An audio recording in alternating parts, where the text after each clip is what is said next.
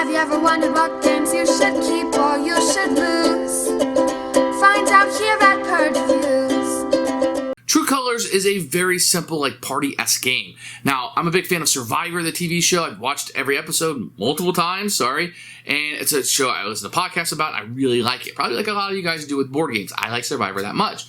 True Colors was a game that was played on Survivor, although it had a different name, of course, in the early seasons. And what the idea of the game on the show is that you have people who would align together. And then what you would do is ask them questions like, who's the sloppiest? Who's the most untrustworthy? And based on who they voted, somebody would be voting. So, you vote for Christy as the most untrustworthy. She's like, wait, everybody thinks I'm untrustworthy? Who's the ugliest or goofiest? And, oh, that's Todd? Oh.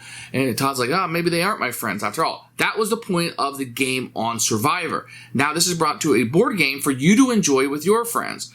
Do you want to point out which one of your friends is most likely to cheat on their taxes or cheat on their wife or something like that? If you do, then True Colors is going to play for you. But that's pretty much the game.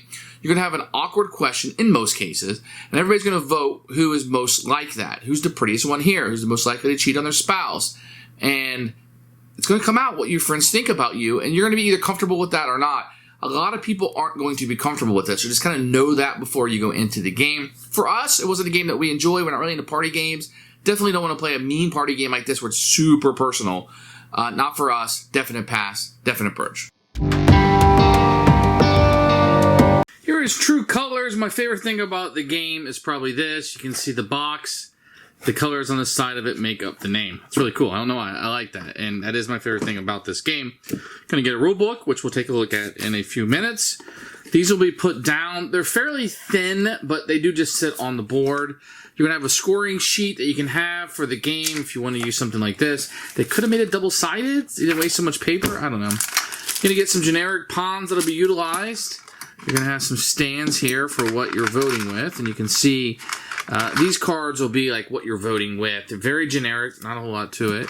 You're going to have your ballot box, which is a little cardboard box that you're going to put these cards into when you're voting. It works fine. And then you're going to have a bunch of question cards. They're going to have double sided. There's no difference to white or black. They're not harder or easier. It's just if you want different things. You can play so I'll play the black side so you have different cards. So, it doubles the number of cards really to have something on the other side. So those are components. No artwork in the game. It's mass market type stuff. Not very good. Here are the rules. No pictures, but it is in full color. So there is that for a game called True Colors. Contents are listed. You have setup here. And this is really going to be everything you need to know about the game, the win, and how you score, etc. Very easy. Probably need about 2 minutes to read this up. Get advertisement on the back for more stuff. Otherwise, very easy game to pick up and play. You'll never refer this again. Maybe you might need the scoring, perhaps. I don't know, but it's fairly easy. What's going to happen is the person is going to read the question first. Everybody's going to get to do this a number of times. You can either read either side. You walk into a new restaurant for the first time, who is already on a first-name basis with the manager. And everybody's going to have 2 cards from each of the colors that you're going to have. So you just simply vote for whoever you think best matches the question. So let's say I thought I was orange and pink. I would slide these in, and that would be my vote. People wouldn't know what I voted for because it says True Colors on the other side.